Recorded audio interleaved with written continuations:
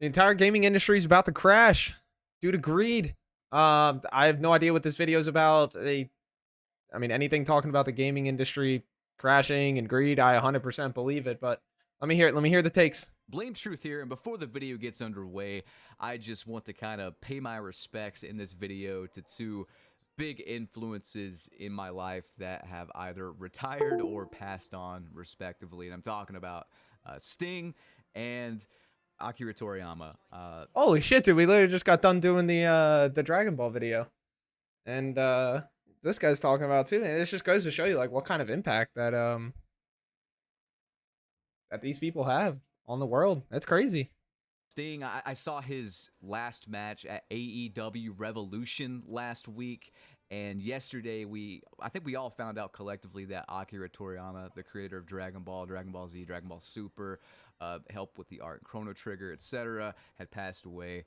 Just two big influences, not only in my life, but for the channel. A lot of people don't know this, but like without pro wrestling, I don't think Blame Truth the channel would exist anymore. I Respect. really do not. Listen, man, everybody's got their thing. I was never big into like the wrestling and like WWE and all that stuff, but I think everybody's got, you know, their thing. I was watching Dragon Ball growing up a whole lot. It was really the only anime I watched up until, like my early 20s probably. So it's crazy. And just want to give my respects to my heroes that have either retired or passed on. And the hardest part about this, and I said this on my Twitter, the hardest part about this is not the fact that they will retire or pass on. That happens to everyone, eventually. You just kind of have to hang up the gloves, give up the ghost, whatever. But the hardest part is knowing that they're not going to be replaced. These two super passionate individuals will never be replaced. I truthfully don't think they will, at least in my lifetime. So that's the hardest pill to swallow for sure. And that's a big topic I want to cover in today's video is passion. Guys, it's been a while since I've made a video.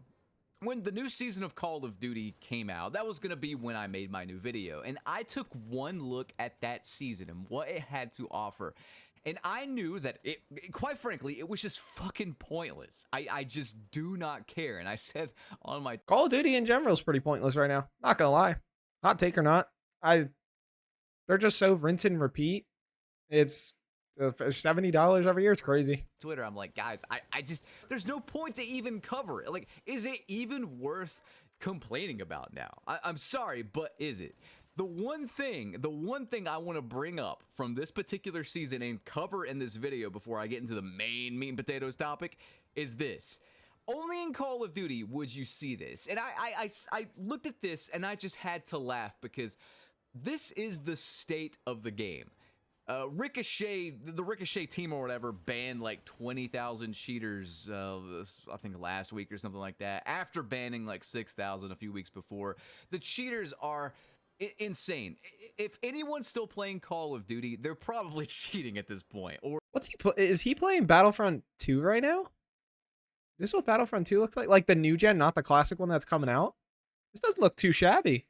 they're a masochist. I'm sorry if I'm insulting my viewer base who may still play it, but guys, you got to do something else, man. Like, there's a Anybody who gets mad at you for insulting Call of Duty is a Call of Duty stan or an idiot. So it's who cares? Who cares what those people think? lot better things to do right now. But take a look at this. They actually added this to the loading screens. And Nero was the first person to show this to me, so I just saved his screenshot of it. But it says, and it's like tiny text. It's not even like well done. It's like they stuck it in last. Dude, I'm so honestly, it feels weird because this isn't like a Call of Duty video that we were talking about. But dude, this right here is, I think this shit's ridiculous. Call of Duty all of a sudden switching to this like woke bullshit of like, oh, be nice to your teammates, and we ban you for saying someone sucks at the game. Like, just roll with the community that you have, man. Like, this is just bullshit. Why? Because a bunch of 40-year-old moms decided to write in because they got pissed off that their son was running around the house saying get shit on. Like, dude, it's not their problem. You know what I mean? Last minute.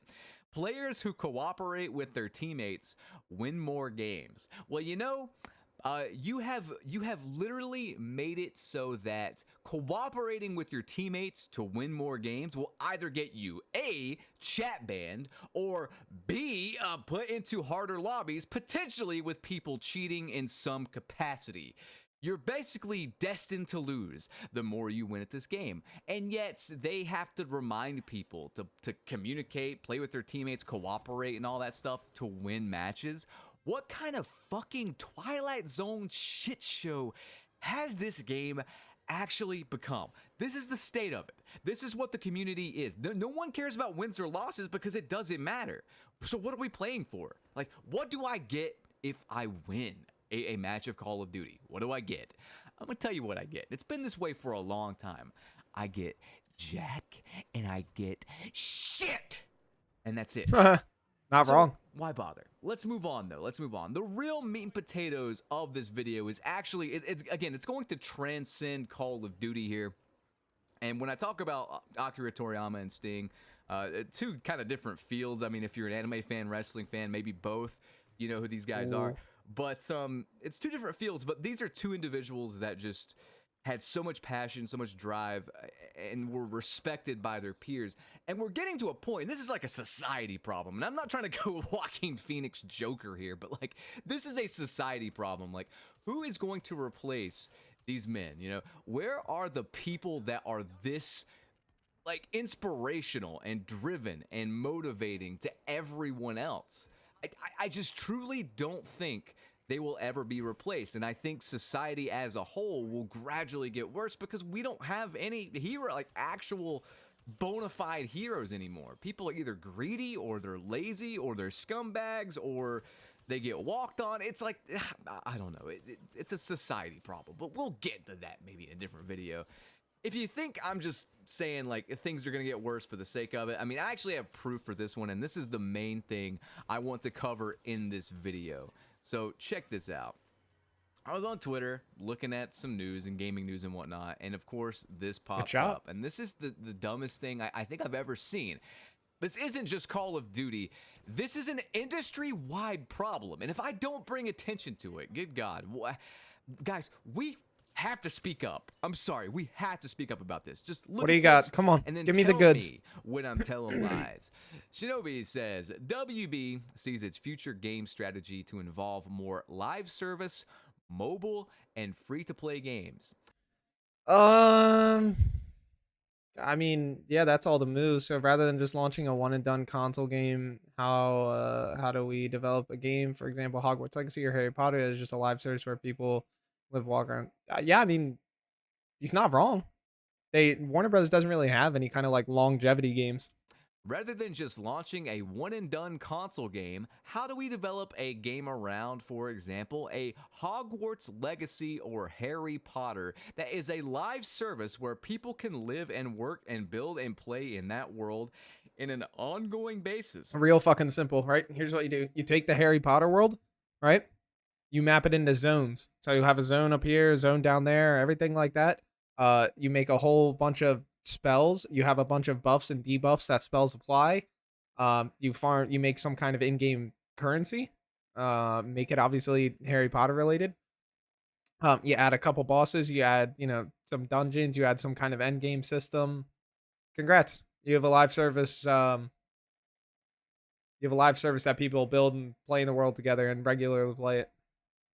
Said not hard. WB Games CEO JB Perrette. And now making the game is more hard, but literally this isn't really that hard of a concept when we think about it. How would we make a game like Hogwarts Legacy, MMO and live service? They're real simple, just like that. You can read the entire article, and I'll link that in the pinned comment. So guys, this is the takeaway for making the best-selling game of 2023. From what I understand about Hogwarts Legacy, I unfortunately did not play it, but from what I understand, it's a single-player game, and it's very good. And weird cancel culture controversy aside, everyone that played it... I mean, guys, let's all grow up, right? It's March 12th of 2024. Looking back on this, we all knew what cancel culture was going to do to Hogwarts Legacy. It was going to bring more attention to it, and because that loud minority wanted to sit here and talk about it, people that weren't even going to buy the game specifically went and bought the game, and on top of it, it was a really good game. It was well done. So yeah, I mean, nobody cares what those little like group of people on Twitter want to sit there and say. Like, for these game companies, the player base, they don't give a shit. Keep like just sit there, keep bitching, and see if anything changes. Really liked it. From what I heard, it was a great game. And this is the takeaway. I mean, it broke. It was the best-selling game. It broke the streak of Call of Duty or a Rockstar Games game leading the top position here last year. It sold so many copies. I mean, they're making money hand over fist just from making a good game and selling it, which is what gaming should fucking be. You know, that's it. But this is the takeaway. And let's check out some of the comments to this like realization from this WB Games CEO. Just this tone deaf idiot. He probably saw the fact that Call of Duty is making hand over fist profits from like manipulating their player base and pushing out complete garbage. Like, I don't know, man. Suicide Squad failed because they tried garbage like this. Like, True. what they're saying is that they want to risk failing to make money more than they just want to make good money. I mean, look at these Twitter replies to this. It's hard to believe this is the takeaway from the Hogwarts Legacy success. My God. Everything is driven by the profit motive. Come on, man. They made hundreds and hundreds of millions of dollars in profit from Hogwarts Legacy. It was the best-selling game of 2023, and they say this.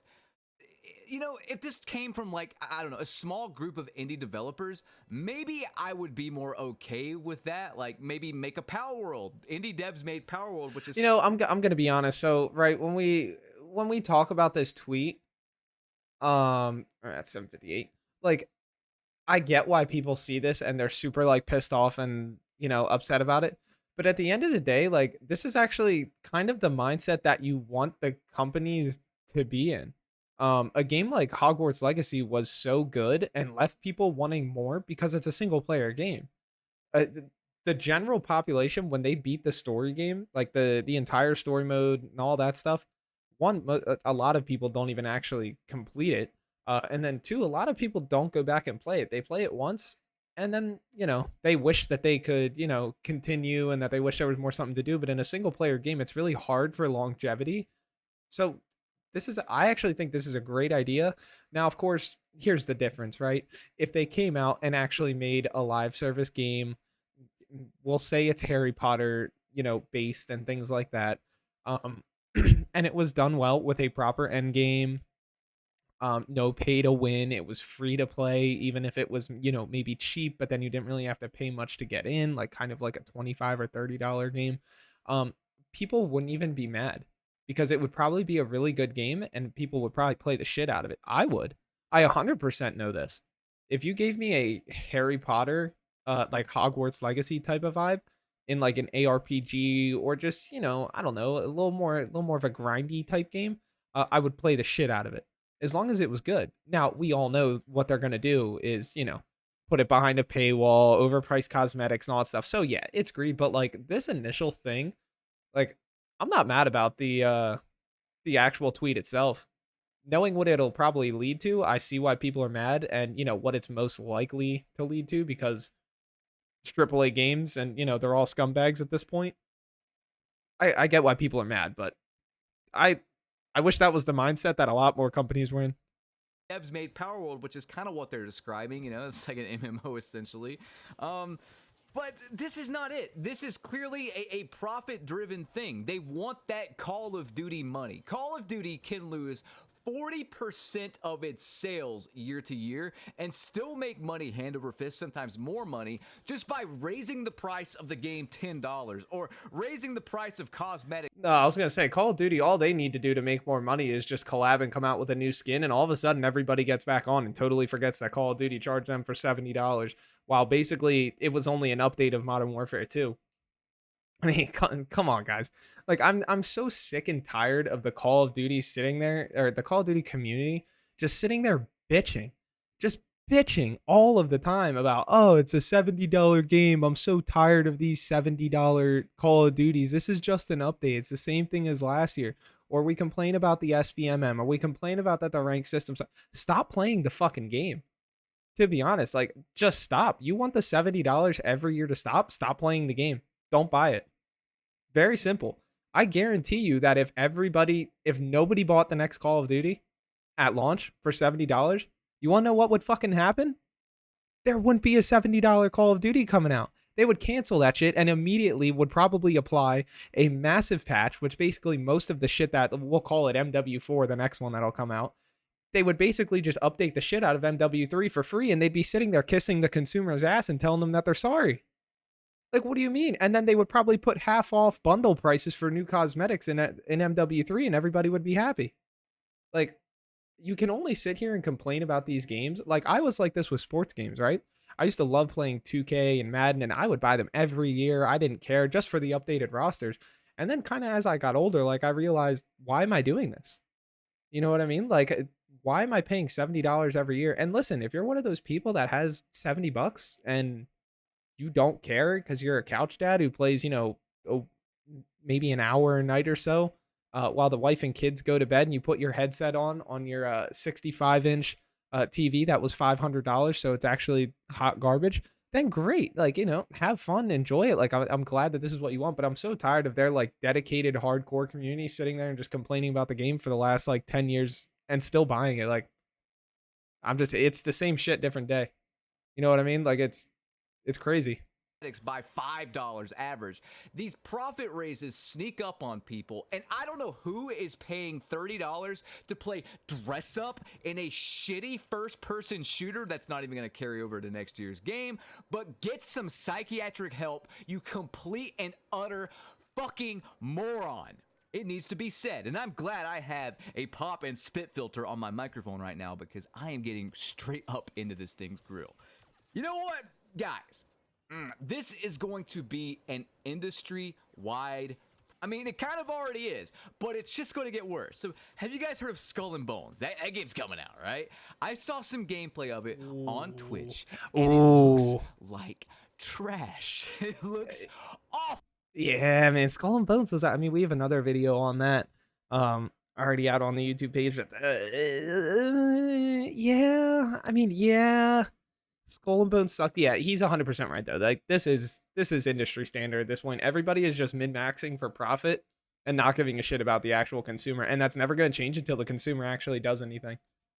And this game's been talked up. This game's been talked up being a quadruple A game, whatever the hell that means. Look at this article. Skull and Bones looks like it's doing worse than Suicide Squad, Kill the Justice League.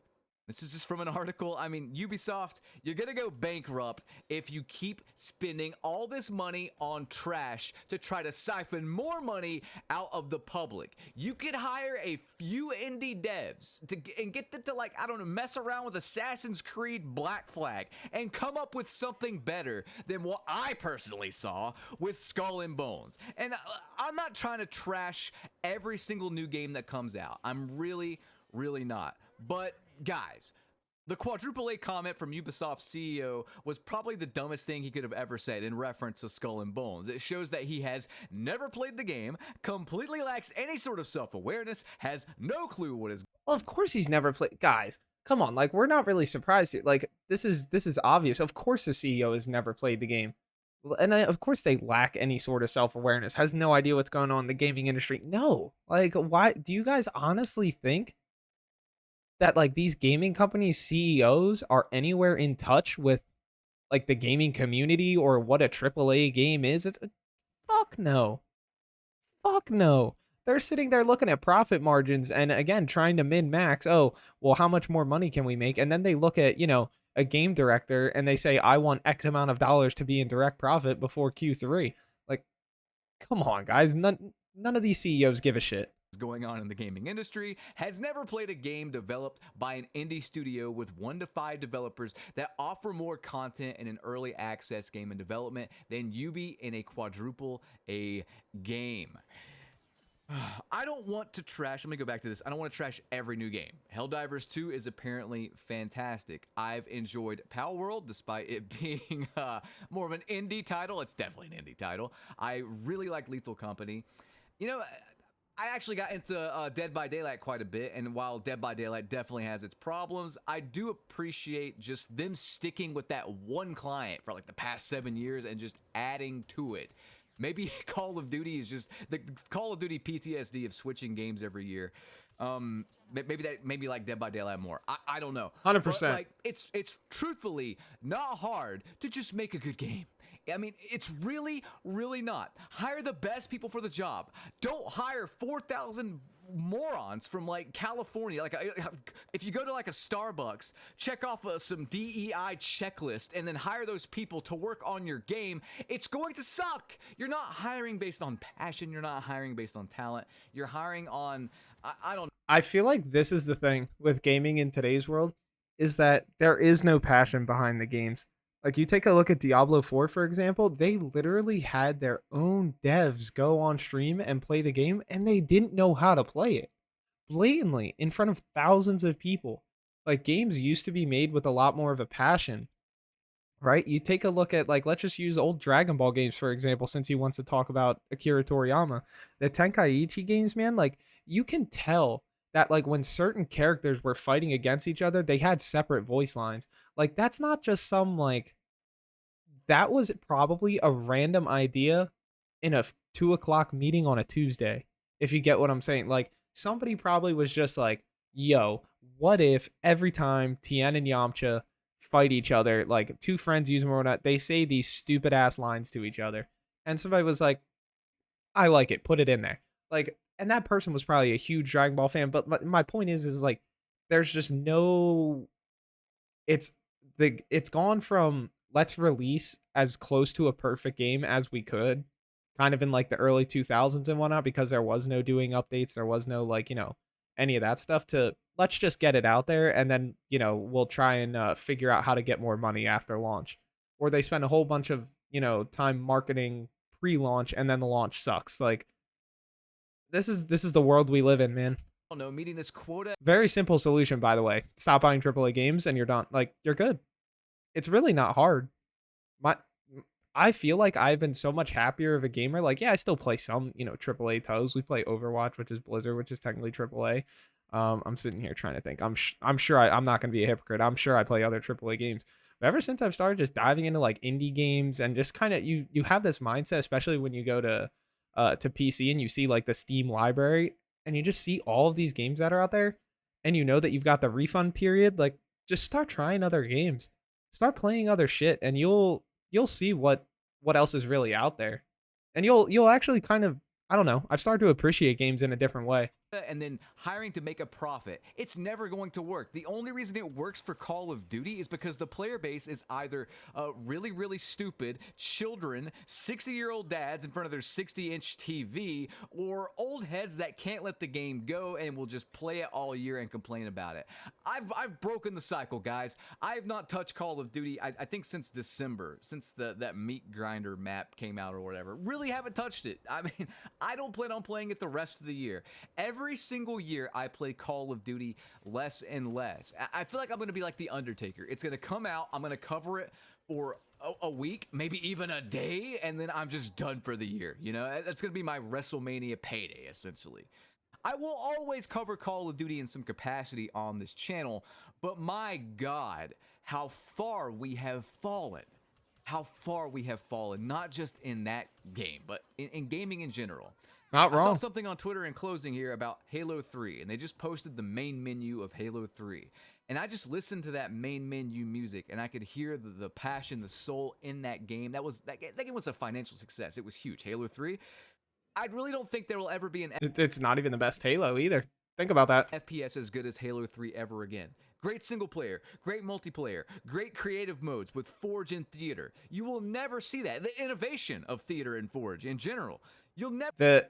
The things that were in the base game of Halo 3 would be like in the 10-year roadmap of a new game.